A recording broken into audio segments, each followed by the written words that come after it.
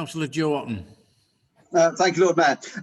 Thank you both for coming to this meeting and for your presentations, and obviously thank you for everything you do for the city.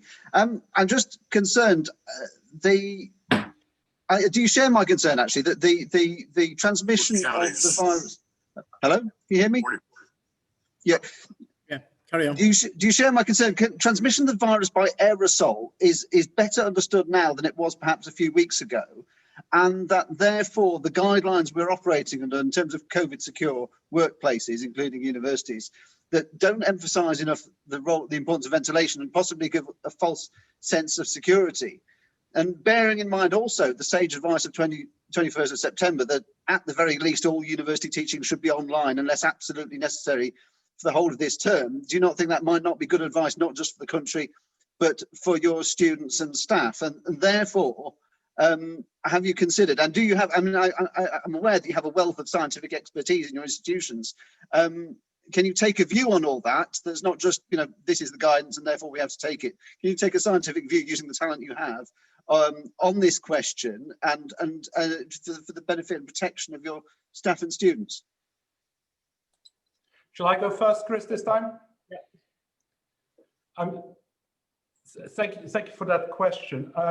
Of course, the guidance we've received has been followed, and we've stayed very close, not only to Greg Feld's team, but also to our own academic experts. In terms of the delivery of teaching, we put in place risk mitigation measures that adhere to the government guidelines. So they involve social distancing in teaching spaces of 2 meters, wearing of face protection in all areas in the university except for clinical teaching, where that would involve full PPE.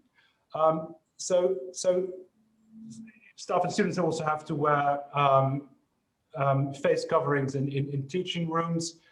We have looked at ventilation in those rooms, so we've put active ventilation in place where that's necessary, and so forth. So those measures, all those steps we're taking, they provide additional protection against droplet and aerosol transmission in shared indoor spaces, and we will continue to follow the guidelines, of course, to ensure that everybody stays safe. There is also no evidence of transmission in our teaching settings. We of course would have the means to track and trace any transmission as it occurs, and we have not seen evidence of transmission in our own teaching sessions. So that is fortunate, and that reassures me that our practice is essentially safe. I would repeat every element of that. It applies to Sheffield, Hallam also. The underlying question about delivery of teaching and how it might best be delivered. One of the things I've tried to say in my brief comments is that we do have to balance off different demands, and that our students have a future, that they have trusted us, and we believe that we have put in place mitigations which enable us to deliver teaching safely and within the government guidelines. Thank you.